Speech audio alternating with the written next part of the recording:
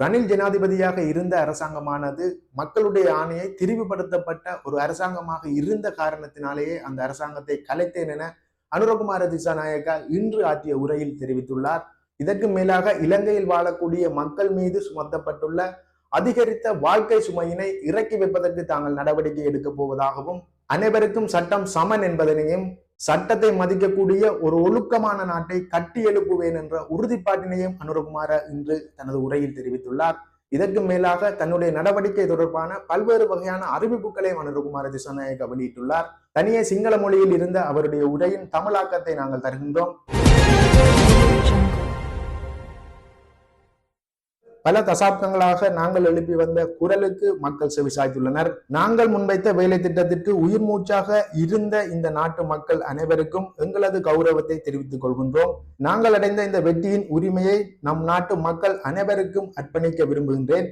எமது அரசியல் இயக்கத்தின் மீது நம்பிக்கை வைத்து பல்வேறு அவதூறுகளையும் பொய்யான திரிவுபடுத்தல் தகவல்களையும் ஒதுக்கிவிட்டு புதிய பரிசோதனைக்கு அஞ்சாமல் எமது அரசியல் இயக்கத்திற்கு எமது நாட்டின் ஆட்சி அதிகாரத்தை வழங்கும் அளவுக்கு பெரும் உறுதியுடன் இருந்த பிரஜைகள் உட்பட அனைத்து மக்களுக்கும் இந்த நாட்டை கட்டியெழுப்பும் பணிக்கு தோள் கொடுத்ததற்கான பலம் இருக்கும் என்று நம்புகின்றேன். இந்த வெற்றிக்காக எமக்கு முன்னரும் எங்களுடனும் பலவிதமான தியாகங்களை செய்த, சில சமயங்களில் தங்கள் உயிரை தியாகம் செய்த பல தலைமுறைகளின் விலை மதிப்பற்ற ஆண்கள் மற்றும் பெண்கள் அனைவரதும் மரியாதையும் நினைவு கூறுகின்றோம். இந்த வெற்றியையும் அதன் மூலம் கட்டியெழுப்பப்படும் வளமான நாட்டையும் அவர்களுக்கு அளிக்கும் கௌரவமாக நான் கருதுகின்றேன். இந்த நாட்டை கட்டியெழுப்பதற்கான பங்கை கூட்டு செயற்பாடாக நிறைவேற்றும் திறன் நமக்கு உள்ளது. அதற்காக மிக திறமையான குழு எங்களிடம் உள்ளது. அனைவருக்கும் அது குறித்து முழுமையான உறுதிப்பாடும் உள்ளது. நாம் எதிர்பார்க்கும் மாற்றத்திற்காக குறிப்பிட்ட சில காலங்களுக்குள் பல நடவடிக்கைகளை எடுக்க வேண்டும். ஆனால் அவை அனைத்தும் தற்போதைய பொருளாதாரத்தின் ஸ்திர நிலைமையையும் நம்பிக்கையும் கட்டியெழுப்புவதில் மாத்திரமே தங்கியுள்ளது. இதற்காக சர்வதேச நாணய நிதியத்துடன் துரிதமான பேச்சுவார்த்தை ஆரம்பித்து நீடிக்கப்பட்ட கடன் வசதிகளுடன் தொடர்புள்ள விடயங்களை தொடர்ந்து முன்னெடுக்க எதிர்பார்க்கின்றேன்.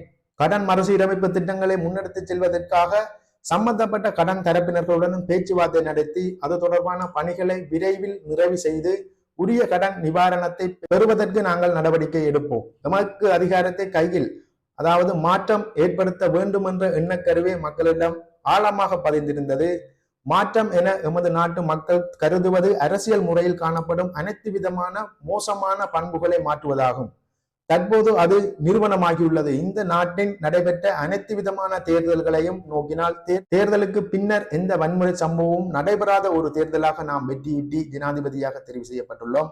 சிங்களவராக இருந்தாலும், தமிழராக இருந்தாலும், முஸ்லீமாக இருந்தாலும் அவர்கள் அனைவரும் நாம் இலங்கை பிரஜைகள் என்ற பெருமையுடன் வாழக்கூடிய நடைமுறை சாத்தியமான ஒரு நாட்டை உருவாக்கும் வரை இந்த நாடு தோல்வியடையுமே தவிர வெற்றியடையாது. இதற்காக அரசியலமைப்பு ரீதியான பொருளாதார அரசியல் மறுசீரமைப்புகளை மேற்கொள்ள நாம் ஒருபோதும் பின்னிக்க மாட்டோம்.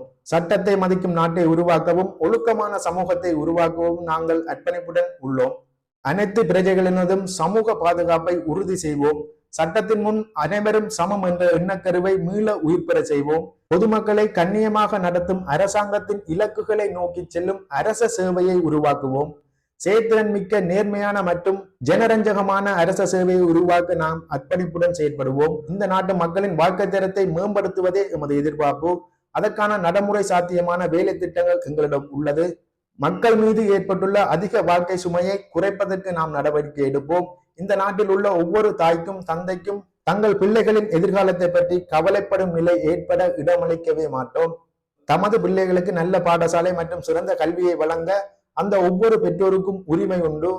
அனைத்து பிள்ளைகளுக்கும் சிறந்த கல்வியை வழங்கவும் அடுத்த தலைமுறையை பாதுகாக்கவும் நாம் அர்ப்பணிப்புடன் உள்ளோம். அறிவு, திறன், மனப்பாங்கு என்பவற்றை ஏற்படுத்தி இளைஞர் சமூகத்திற்கு நம்பிக்கை ஏற்படக்கூடிய எதிர்காலத்தை உருவாக்குவோம். இந்த நாட்டின் கடவுச்சீட்டை உலகமே மதிக்கும் அளவுக்கு எமது நாட்டை கட்டி எழுப்புவது அவசியம். இந்த நாட்டின் பிரஜைகளுக்கு நான் இலங்கையர் என்ற பெருமையுடன் கூடிய நாட்டை உருவாக்குவது அவசியம். இந்த நாட்டின் பிரஜையாக இருப்பது பெருமை என நம் நாட்டு மக்கள் அனைவரும் உணர்கின்ற காலம் வரும். அதற்காக அனைத்து பிரஜைகளுக்கும் சமநீதியை நிறைவேற்றும் அரசொன்றை உருவாக்க நாம் பொறுப்புடன் பங்களிப்போம்.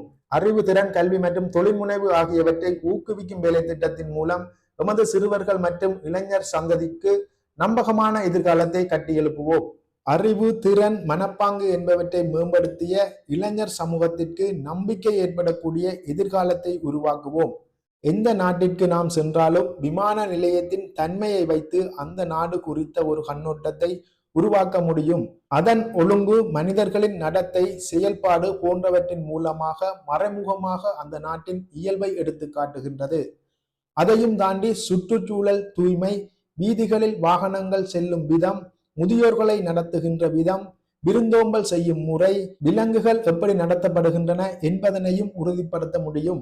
நம் நாட்டின் பிம்பத்தை அதே போன்று தெளிவாக தெரியும் வகையில் கட்டியெழுப்ப நாம் திட்டங்களை தயாரித்து முடித்துள்ளோம். அதன் உருவாக்கத்திற்காக குறுகிய கால, இடைக்கால மற்றும் நீண்ட கால நடவடிக்கைகள் எடுக்கப்படும்.